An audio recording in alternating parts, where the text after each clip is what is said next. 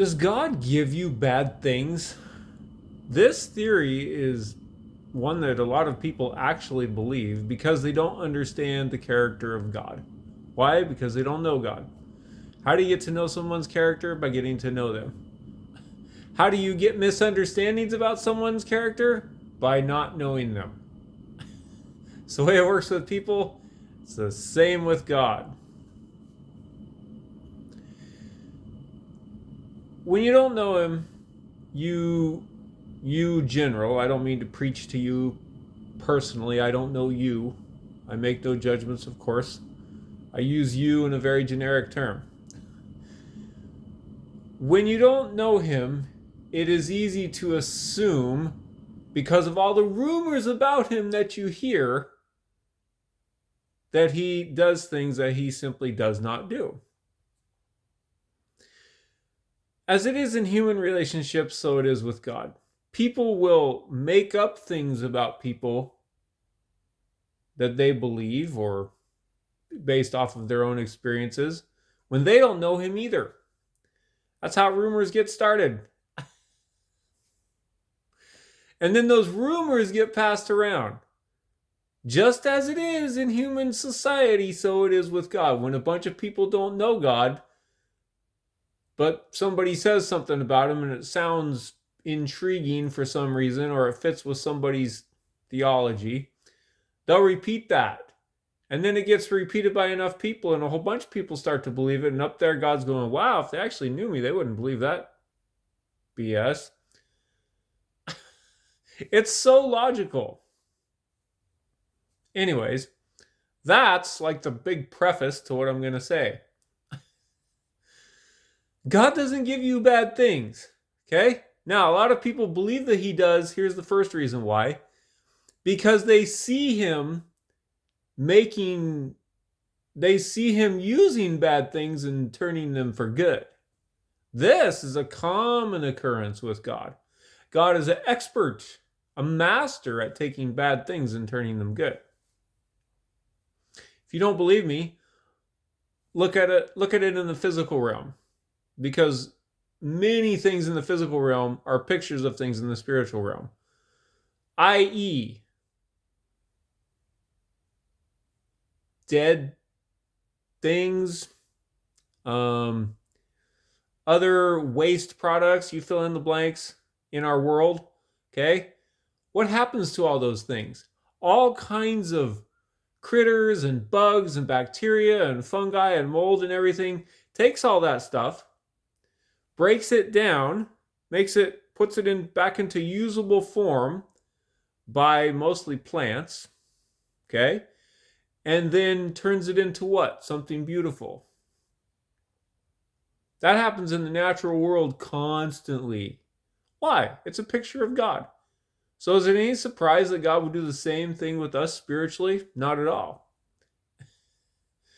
But people make the mistake of seeing that dynamic and going, oh, since God made such a beautiful thing out of this bad thing in my life, he must have ordained it. That's the mistake. He didn't ordain it.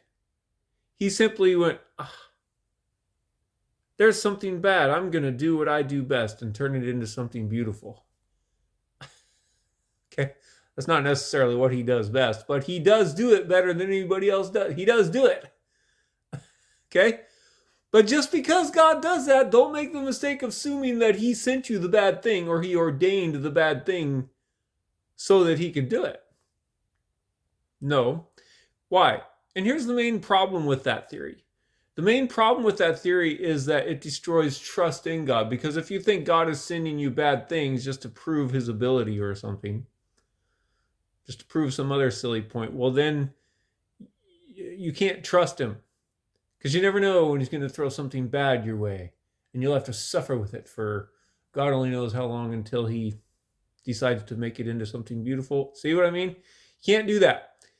I'm going to give you the key here. The major key for understanding this issue of whether or not God gives you bad things, okay? It's this.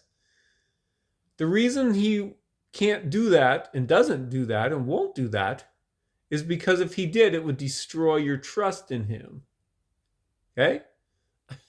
And when trust in him is destroyed, love in him goes out the window. Okay? So, are there bad things in life? Yes. Now I need to back up. Now he may discipline you, okay? He may give you unpleasant consequences for things, all right? But that's much different than just sending you evil, right? If God is disciplining you for your own good, which we know any good, decent parent does, then it's actually a good thing. It's not a bad thing. It might not be fun, okay? But you have to be able to discern the difference between that and just bad things that happen in life. So how do you know the difference? You know the difference by being in a relationship with him. Because any good parent, when they discipline their kids, they're going to go, okay, you messed up here. I'm going to discipline you like this. So that the process is complete. So that the disciplinary process, which happens inside of a relationship, is successful. Okay? If they're just random bad things happening to you and you have no relationship with God, you might incorrectly assume that they're God's discipline, right? But you don't know, and so you don't know if they work out good. You can assume, oh, it was God disciplining me, but it might not be. Or you could assume all kinds of things. But when you're in a solid relationship with him and he's your father,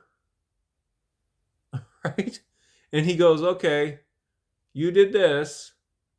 I have to discipline you because that's what a good father does. Here are the consequences. And it will produce the peaceful fruit of righteousness in your life. That's much different than simply assuming that he's sending you bad things. So, we have to keep things clear. How do you keep them clear? By relationship. Thank you and have a nice day.